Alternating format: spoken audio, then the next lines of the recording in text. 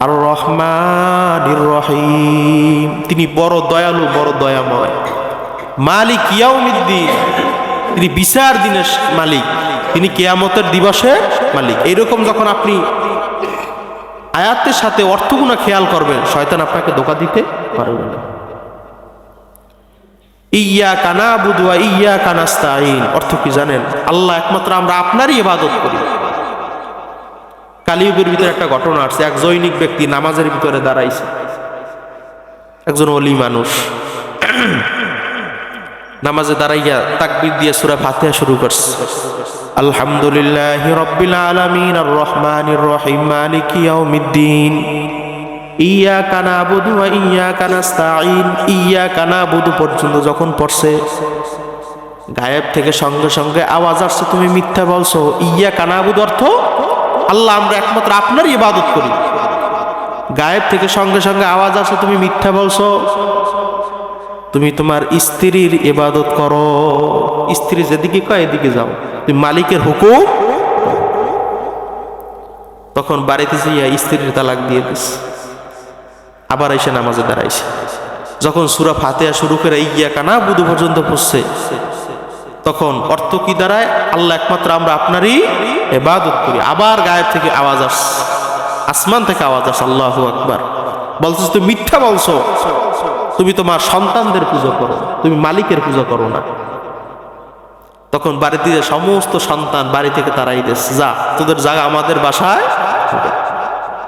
আবার যে নামাজে দাঁড়াইছে, যখন সূরা ফাতিহা থেকে শুরু করে ইয়্যাকা না'বুদু পর্যন্ত আবার যখন পড়ছে, তখন আবার আসমান থেকে আওয়াজ আসে, তুমি মিথ্যা বলছো, তুমি তোমার পোশাকাদির পূজা করো, তুমি মালিকের পূজা করো না। তখন বাড়িতে যে যত জামা পোশাক ছিল সব আল্লাহ রাস্তায় কি করছে? সদকা করে দিচ্ছে। আবার এসে নামাজে দাঁড়াইছে। যখন শুরু কইরা যখন ইয়্যাকা না'বুদু পর্যন্ত যখন পড়ছে, তখন গায়েব থেকে আওয়াজ আসছে, হ্যাঁ তুমি সত্যি বলছো, এখন তুমি একমাত্র আমার মালিকের ইবাদত করো। আমাদের নামাজ এরকম হয়, 2 রাকাত পড়তে পড়তে সুন্নাত 10-15 রাকাত পড়তে বাইরেই যায়। কিসের নামাজ পড়ি? একমাত্র মালিক ভালো জানে। যেহেতু আমরা মসজিদে নামাজ পড়তে আসি, 10 মিনিট সময় করে পড়ি, যেন নামাজটা সহি হয়, শুদ্ধভাবে হয়, আল্লাহর দরবারে কবুল হয়।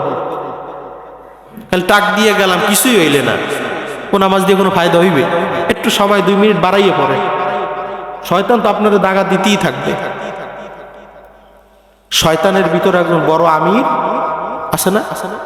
এলাকার মধ্যে মসজিদের একজন সভাপতিও তো আছে নাকি? সে যেদিকে নির্দেশনা করবে মুসল্লির ওইভাবে কি করবে? চলবে।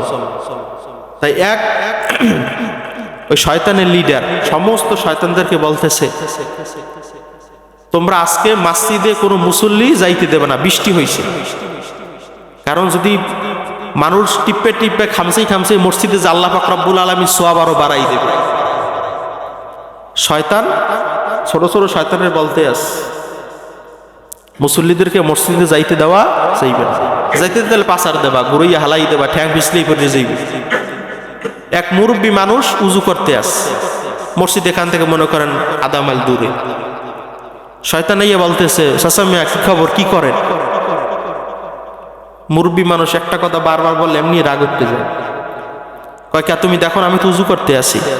উজু কেটে করবেন কি? শয়তান মুরব্বীর লাগে মানে সোয়াল যাও করতে আস। মুরব্বী বলতেছে উজু করে মানুষ কি করে তুমি জানো না?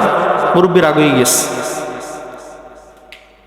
ও আপনি নামাজে যাইবেন, এই যে আমি রাস্তা দিয়ে কেবল আসলাম, শয়তান বলতেছে মসজিদের রাস্তাটা খুব পিছলা, আপনি যদি নামাজ পড়তে যান হইতে পারে পাচার খেয়ে আপনার ঠ্যাং ভাঙ্গে যাইবে, আপনার হাসপাতাল নিয়ে রড ভরিয়ে টানা দিয়ে থইবে, মানে খুব ভয় দেখাইতে আছে।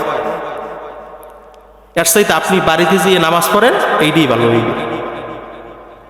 এখন মুরব্বী বলতেছে, বাবা কিছুদিন আগে আমি মসজিদে যাইতে পারি না, ফজরের নামাজ 3 বার পড়া লাগছে। মানে মসজিদে বসে একবার পড়লে আমি নামাজের তৃপ্তিটা পাইয়ে যাই, কিন্তু ওই দিন আমি মসজিদে যাইতে পারি নাই, তৃপ্তিও আমার পাই না, এই জন্য ঘরে গিয়ে 3 বার পড়ছি। শয়তান কয় ভালো রে ভালো, এর সাথে একবার পড়াই তো ভালো নাকি? 3 বার পড়ার চাইতেও তো একবার পড়াই ভালো। শয়তান ওই মুরব্বীর কোলে করে মসজিদের দিক লইয়ে যাইতে আস। সুবহানাল্লাহ কইবেন না? অন্য অন্য ছোট ছোট শয়তান আমির আমাদেরকে বলছে আজকে মসজিদে কোনো লোকদেরকে যাইতে দেওয়া যাইবে না। আর হে আমির হইয়া সে মুসল্লি কোলে করে মসজিদে নিয়ে যায়, কারণ কি? সমস্ত শয়তান আসছে, আমির আপনার নির্দেশ আমরা আর মানব না। কেন? আপনি আমাদেরকে বলছেন মসজিদ থেকে মানুষগুলাকে বিমুখ হইয়া রাখবা, আর আপনি মসজিদের মুসল্লি কোলে করে মসজিদে লই যান।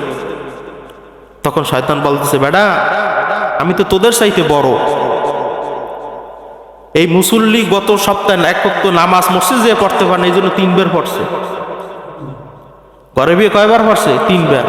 আর সাথে মসজিদে একবার পড়াইবে, সব কি হইবে? কম হইবে। আর আমি কোলে করে নিছি কি জন্য জানো?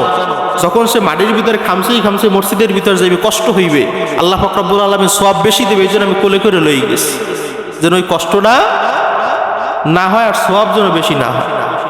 শয়তান এরকম ধোঁকা দিতেই থাকবে। এক আল্লাহর বান্দা কাছে আজরাইল আইসে বলতেছে, আপনার তো জান কবজের টাইম হয়ে গেছে, আল্লাহ পাক রব্বুল আলামিন ঘোষণা করছে। তখন ওই আল্লাহর বান্দা আজরাইল বলতেছে, ঠিক আছে তুমি তো জান কবজ করবা, তুমি একটু পরে করো, একটু রেস্ট নাও, কিছু খাবার দাবার খাও। আজরাইল বলতেছে ঠিক আছে। তখন আজরাইল আল্লাহর বান্দা খাবার দাবার খাইয়ে ঘুমলে রাইতিস। এখন যে আমল নামা আল্লাহ পাক রব্বুল আলামিনের পক্ষ থেকে আসছে, বিশাল এক আমল নামা, ওই আমল নামার শুরুর উপরে 1 নাম্বার লাইনই লেখা, মনে করেন আব্দুল জব্বার। এখন আজরাইল ঘুম ভাঙ্গার পরে যখন ঘুমাইছে ওই আজরাইল, তখন আব্দুল জব্বার কি করছে? ওই লিস্টিটার এইরকম উল্টোইয়ে রাখছে। কি করছে? উল্টোই যখন রাখছে, তার নাম কিন্তু নিচে চলে আসছে। কথা বোঝেন আপনারা? এখন ওই আব্দুল জব্বার চিন্তা করছে, যখন ওই আজরাইল উঠতে জান কবজ করবে, তখন উপর দিয়ে শুরু করলে আমি কিছু সময় দুনিয়ার ভিতরে বাঁচতে পারবো, এই জন্য লিস্টিটা ঘুরেই রাখছে। আজরাইল ঘুমে ঘুরে উঠে বলতেছে, দোস্ত আমি যত মানুষের জান কবজ করে, আমার এইরকম কেউ আপ্যায়ন করে না, এরকম আপ্যায়ন আমারে কেউ করে না। যেহেতু তুমি আমার আপ্যায়ন করছো, খাবার খাওয়াইছো, ঘুম লাগাইছো, এই জন্য আমি খুশি হইয়া লিস্টিতে ঘুরাইয়া পিছন দিয়ে শুরু করি। যখন লিস্টিতে ঘুরেছে, তার নাম কিন্তু জাগারটা জাগার। বাজান দুনিয়ার ভিতরে যা কিছু করেন না কেন, আল্লাহ পাকের আইন যেই সময় হয়ে যাবে 1 সেকেন্ড ওলট হবে। হযরত আলী রাদিয়াল্লাহু তাআলা আনহু, নবী করিম সাল্লাল্লাহু আলাইহি ওয়াসাল্লাম জিজ্ঞেস করছে, আলী তুমি মওয়াতকে কত দূরে মনে করো?